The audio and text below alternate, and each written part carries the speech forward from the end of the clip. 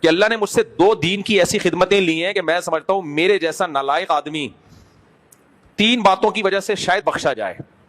3 باتوں کی وجہ سے. یقینی طور پہ تو کوئی نہیں کہہ سکتا بخشنے کا, لیکن مجھے اپنے اعمال کا پتا ہے, میں نیک آدمی جیسا آپ لوگ سمجھتے ہیں, اللہ کرے ایسا ہی ہوں, لیکن ہر شخص کو اپنا پتا ہوتا ہے کون کتنے پانی میں ہے. 3 نیکیاں اللہ نے مجھ سے ایسی کروائی ہیں کہ شاید اس بیس پہ اللہ مجھے بخش دے. نمبر 1, حضرت مفتی عبدالرحیم صاحب سے عقیدت اور تعلق. سمجھ آ رہی ہے بات؟ شاید اللہ ان کے مریدوں میں شمار کر کے مجھے بخش دے, کیونکہ پیر اگر بہت نیک ہو نا تو اللہ سے امید ہوتی ہے کہ شاید اللہ کہے کہ چل تو بھائی تو آخری وقت تک ان کے ساتھ ہی چمٹا رہا تھا, چل تو بھی چلا جا, تیرے اعمال تو اس قابل نہیں ہے, لیکن اتنے بڑے بزرگوں سے تیرا تعلق تھا, مفتی رشید احمد صاحب جیسے بزرگوں سے تجھے محبت تھی, حضرت مفتی عبدالرحیم صاحب جیسے نیک لوگوں سے تجھے عقیدت تھی, ساری دنیا ان کے خلاف ہو گئی تھی تو پھر بھی ان سے چمٹا رہا تھا, چل نالائق, ٹھوڈا مار کے کوئی فرشتہ کہتا چل بے دفع ہو جا, بھیجنا تو نہیں تھا تجھے لیکن چل دفع ہو, شاید اس بیس پہ اللہ مجھے بخش دے. نمبر 2, یہ میں نے جو شادیوں پہ لوگوں کو لگایا ہے نا, ہزاروں لاکھوں لوگ شادیاں کر چکے ہیں, ملتے ہیں, یہ زنا سے بچے ہیں, اور خدا کی قسم ان کا زنا سے بچنے پر مجھے اتنی خوشی نہیں ہوتی. انہوں نے جن لڑکیوں سے نکاح کر کے ان کو زنا اور ڈپریشن سے بچایا وہ زیادہ بڑی نیکی ہے.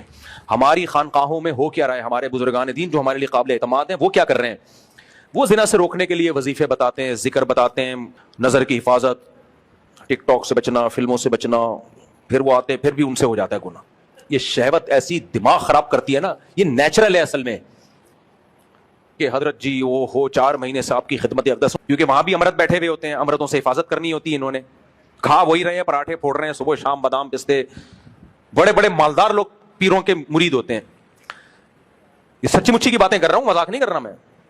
توجہ, پھر وہ کہتے ہیں توبہ کرو استغفار کرو, تم نے آج پھر فلم دیکھ لی, عشق ہو گیا, امرت کا فلانا ہو گیا, وہ پھر وہ روئے گا, بیان سنے گا, حضرت جی اللہ تقویٰ للہیت, پھر تبلیغ میں جائے گا 4 مہینے وہاں, ساری دنیا میں دین آ جائے, ہمارے اندر بھی آ جائے, دوسروں کے اندر بھی دین آ جائے, اللہ سے ہونے کا یقین, غیر اللہ سے نہ ہونے کا یقین بہت.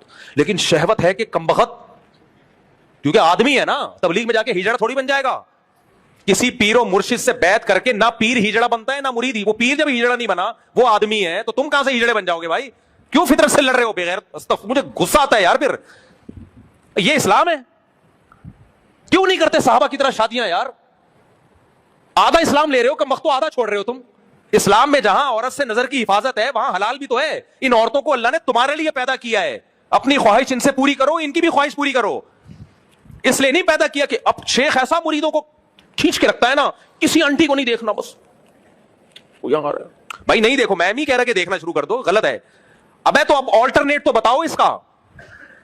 مرد ہے اس میں ٹیسٹوسٹیرون لیول یہاں تک پہنچا ہوا ہے, مردانہ ہارمونز ہیں, اور جتنا عورت سے بچتا ہے نا مردانہ قوت کم